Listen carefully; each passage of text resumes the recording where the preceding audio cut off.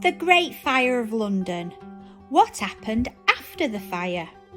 King Charles II was the King of England and Scotland at the time of the fire. He made a speech to the people of London to say how brave the people who tried to put out the fire were. He also went on to say he wanted to rebuild the city and make plans to stop another disaster like the fire from happening again. The details of the King's speech in 1666 were written down in a declaration. In the October of 1666, King Charles appointed architects, including Sir Christopher Wren, to plan how to rebuild London.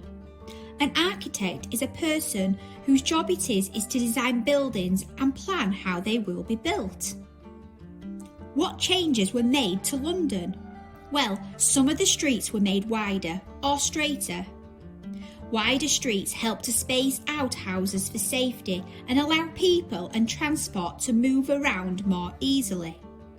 Houses began to be made mainly of brick, though some use of wood was allowed, and grander houses sometimes had doorways and windows made out of stone.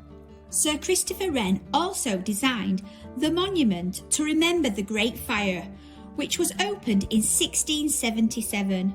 It stands between Fish Street Hill and Monument Street in London. How do we know so much about the Great Fire of London? Well, this is because a man called Samuel Pepys kept a diary about his life in London in 1666. If you want to learn more about Samuel Pepys and the Great Fire of London, check out the other videos we have on the Twinkl YouTube channel.